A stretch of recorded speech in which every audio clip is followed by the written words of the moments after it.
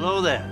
Welcome back, Fanfield family. Today we're taking a short break from the Out of the Spotlight series to address a rather interesting issue in Star Wars. Everyone loves Maul, the Dathomirian Zabrak that first made his appearance in The Phantom Menace, the first of the prequel trilogy movies. His fantastic, intimidating appearance, acrobatic fighting style, pure aggression, and, of course, that saber staff. It blew our minds back in 1999. But was he actually a Sith Lord? Good guess, but actually no. Let's dive into it. To truly understand both this question and the answer, we have to look at what the Sith are. Around 7,000 years before the movies, the Jedi Order had a schism, and a group of Jedi that believed that the dark side was the path to power rebelled. These Jedi used the Force in ways that the Order itself considered perverse, such as creating new species and even attempting to conquer death itself. These Jedi were exiled from the Order, and they became known as Dark Jedi. These Dark Jedi fought the Jedi Order for 100 years in a conflict known as the 100-Year Darkness. At the end, the Dark Jedi were defeated by the Jedi and the Republic. They were gathered up, put on unarmed ships, and sent into unknown space. The ships arrived over a planet of dark side power, Korriban, homeworld of the Sith species. When the Dark Jedi made their way to the surface, they were greeted by the Sith species, red-skinned humanoids with a strong warrior culture. One of the Dark Jedi, Ajunta Pall, killed the Sith King and established himself and the other Dark Jedi as Lords of the Sith, enslaving the Sith people. The ruler of them all was known as the Gen Arai in the Sith tongue, or the Dark Lord of the Sith. These Sith Lords, with their command of the Force, established themselves as living gods, and they commanded their subjects to construct temples and tombs and statues to honor them. Over time, the Sith Lords produced a number of exceptional warriors, and honestly, each of them deserves a full video. Mark Aragnos, Naga Sadow, Ludo Kresh, Friedan Nad, and many, many more.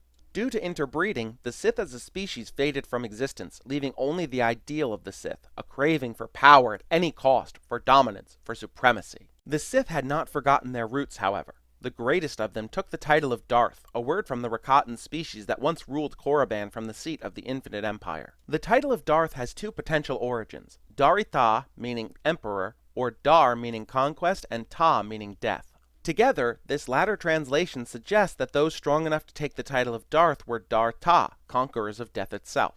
This title of Darth was given only to the strongest of the Sith, and was usually added as a prefix to the bearer's Sith name. For example, Darth Sidious's birth name is Sheev Palpatine, and Darth Vader's birth name is Anakin Skywalker. However, around 1,000 years before A New Hope, one of the most important Sith Lords in history emerged and changed everything. A human man from Apatros named Dessel took the title of Sith Lord and became the legendary Darth Bane. Again, Bane himself could fill an entire series of videos, but he became incredibly powerful with the dark side of the Force. Bane held the belief that the Sith had spread too thin, and that the power of the dark side was spread between too many squabbling factions. Bane orchestrated the destruction of the Sith Council, the Brotherhood of Darkness, and, as the last Sith Lord standing, he established the Rule of Two, a doctrine that there may only ever be two Sith Lords in the galaxy at any time, a master to have power, and an apprentice to crave it. There could be more Dark Jedi present, but only two true Sith Lords. The way of the Sith was strength, so only the most powerful Dark Jedi would be a Sith Lord, and they would select a student to instruct. When the student felt that they were stronger than their master, they would attempt to kill their master. If they succeeded, they were the new Sith Master, and would take a student of their own, starting the cycle anew. If they failed, they were weak and not worthy of taking their master's place, and the master would find a new student. Bane consolidated the Sith, and the Order withdrew from the eyes of the galaxy, and, more importantly, the Jedi, going into hiding to work the Sith plan of galactic conquest from behind the scenes. The Jedi believed the Sith extinct. So, why am I telling you this? Why go into such detail on the origins of the Sith? Well, in order to understand whether Maul was a true Sith Lord, we have to understand what makes a Sith Lord. It's also important to recognize that a Sith Lord and a Sith have two different meanings.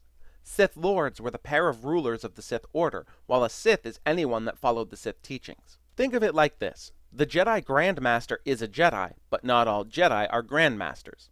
All Sith Lords are Sith, but not all Sith are Sith Lords. Now, let's establish our criteria for a Sith Lord. To be a Sith Lord, someone must be selected by a Sith Lord as their apprentice, perform the sacrifice. The Sith Order demanded that a prospective Sith Lord make a sacrifice, the murder of an innocent or someone close to them to prove their commitment. This sacrifice was usually performed in the early days of a prospect's training. Of course, not all Sith Lords demanded this, but both Darth Tyrannus and Darth Vader did undergo this. Dooku killed his old friend Jedi Master Sifo Dyas and killed Jedi Master Yaddle to prove his devotion and become Darth Tyrannus, and Vader aided in the murder of Mace Windu. And they must be one of only 2 Sith Lords present in the galaxy at the time under the rule of 2. Okay, let's break down which, if any of these, Maul fulfilled. He was definitely chosen by Sidious, but was he really chosen as an apprentice? The answer to that is a little vague, but I don't think so. I'll get into it in a bit, but from my research, it looks more like he was planned to be a Sith assassin from the start, not an actual apprentice for Sidious. Next, who was Maul's sacrifice? Well, the truth is he didn't have one. Maul was taken by Sidious as a child to be shaped into a weapon. The only people close to him were Mother Talzin, the head of the Coven of Night Sisters that selected him, his brother, Savage Opress, and Sidious himself. His sacrifice was, in a way, Sidious, and it was simply a test for Maul to see if he could sacrifice his attachment to Sidious and attempt to kill his master, which he did prove. So, if we're being generous, we can give him a pass here, especially since Sidious did accept this as Maul's ritual sacrifice. Finally, and in my opinion most importantly, could he possibly be a Sith Lord under the rule of 2? As we discussed, the rule of 2 set forth that while there could be a handful of Dark Jedi running around, there could only ever be 2 true Sith Lords, a master and an apprentice. Always 2 there are. No more, no less. A master and an apprentice. Now, I can hear you screaming at the screen, but there only were 2, right? Sidious was the master and Maul was the apprentice. Well, not quite. At the time of Maul first engaging Qui-Gon on Tatooine, Sidious was actually still the apprentice. Darth Sidious's master, Darth Plagueis, real name Hego Damask II, was still alive for several years after Sidious selected Maul. We learn in the novel Plagueis that when Plagueis learned of Maul's existence, he confronted Sidious, who told his master that Maul was never meant to be an apprentice, but was a Sith assassin, effectively a disposable weapon that Sith traditionally used to eliminate threats without revealing themselves, or if they deigned a threat beneath them. Plagueis was alive until the day that Sidious became the Supreme Chancellor, about halfway through the Phantom Menace. Under the rule of 2, Maul could not have been a true Sith Lord at least until that night, when Sidious got Plagueis drunk, tortured him with Force lightning, and suffocated him. Sure, you could say that Maul truly took on the title of Darth upon the death of Darth Plagueis for a few days, maybe a week, until his defeat by Obi-Wan on Naboo, but that's not quite true either. Let's look at Sidious's intentions as a Sith Lord. He wanted to establish himself as the ruler of the galaxy forever. He wanted to turn the rule of 2 into the rule of 1.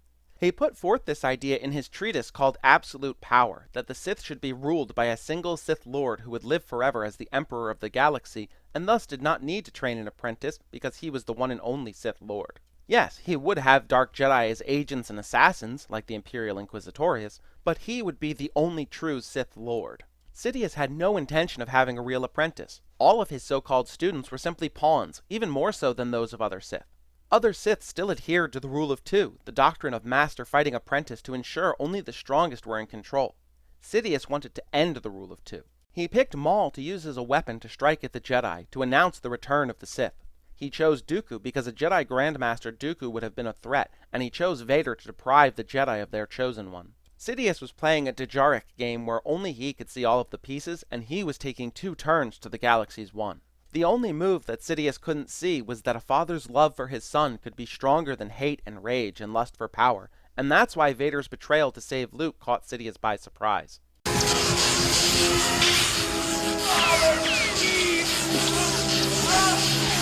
Now, young Skywalker, you will die.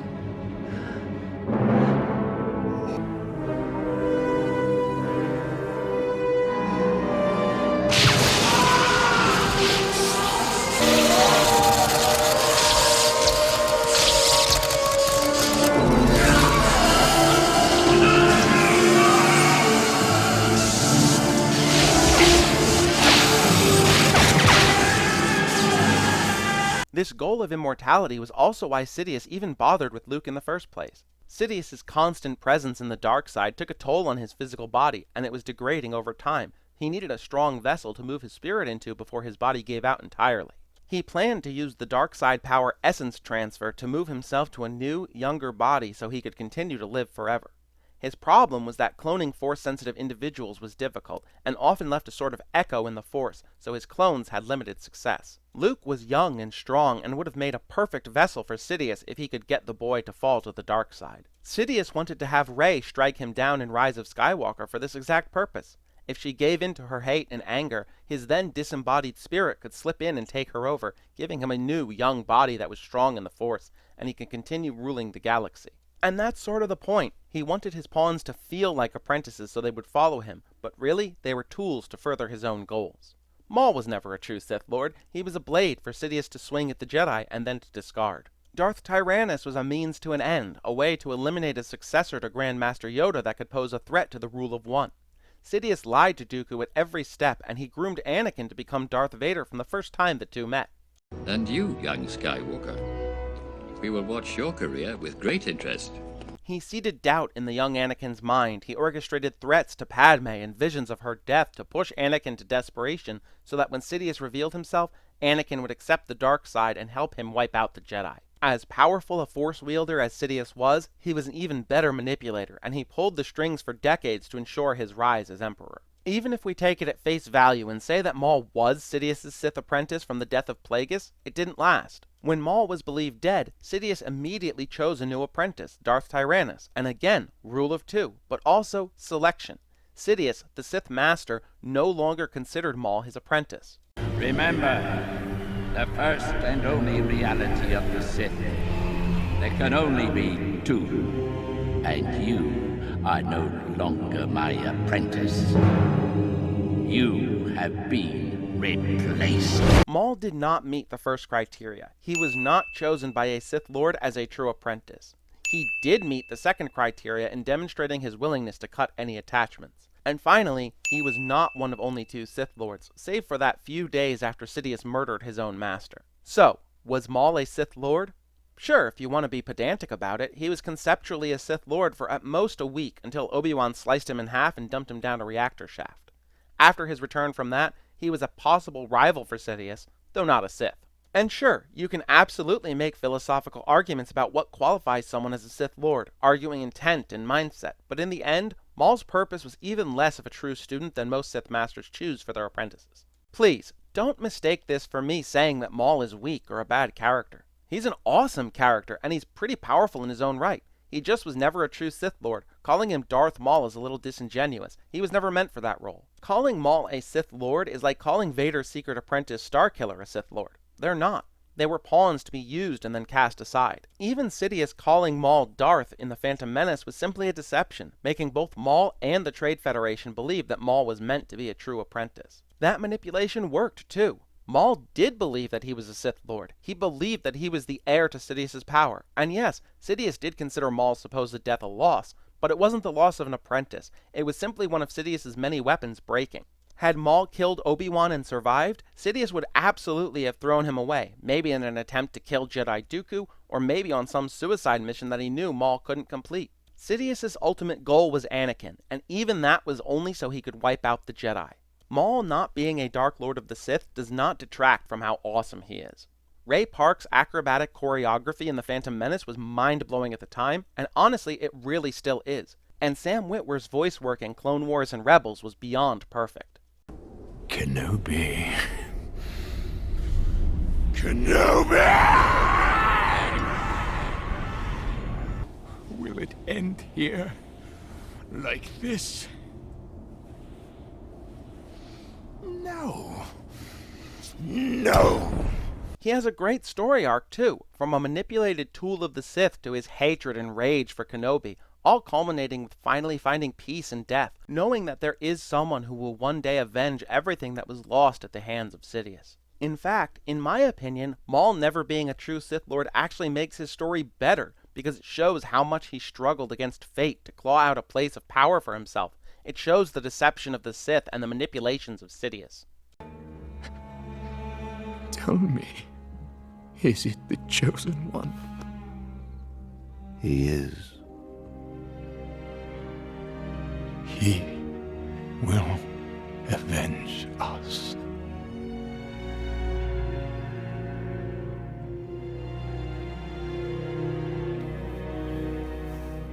So in conclusion, no, Maul was never truly a Sith Lord, save for about a week between Sidious becoming Supreme Chancellor and the Duel of the Fates on Naboo. But that doesn't make him any less of an absolute beast. Maul captivated an entire generation when he appeared in The Phantom Menace in 1999. Heck, I remember being around 10 and having my mind absolutely blown when that second blade turned on. The theater just exploded in excitement.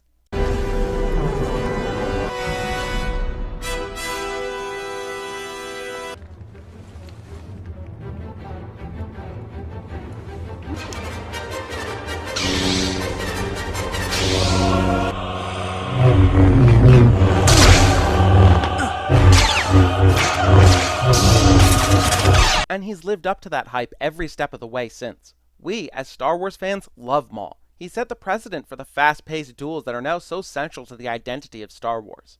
And, of course, the criteria for what defines a Sith Lord are never officially defined. The definitions here are mine, from my extensive experience with Star Wars games, comics, novels, movies, TV shows, and so on. If you have different criteria and you think that Maul is a Sith Lord, I want to hear about it. After all, Star Wars is a great franchise for that sort of interpretation and discussion. Let me hear your thoughts. It's all subjective. From a certain point of view. Thank you so much for watching. Did you enjoy this video? Did you know that Maul wasn't a Sith Lord under the strictest definition? What do you think of Maul? Do you think him not being a Sith Lord hurts, helps, or doesn't affect the character? Next week, we're getting back into the Out of the Spotlight series with a video you all voted for, the Twi'lek Jedi Master Aayla Secura. If you haven't already, please go ahead and click that thumbs up button to like the video, leave a comment with your thoughts on the video, and hit that big red subscribe button. Don't forget to click the bell and choose to receive all notifications so you don't miss any videos, posts, or polls. There's a new video every single Friday, and there's a poll up right now so you can vote on whether I should branch out from Star Wars. If you haven't seen the last episode of the Out of the Spotlight series covering Oppo Rancisis, click the icon on screen now and it'll take you directly to that. It was a really fun video to make, and it was a viewer request, and you can request videos too. Just leave a comment asking for a topic and I'll put it on my list of things to research. Again, thank you so much for watching, and I'll see you in the next one.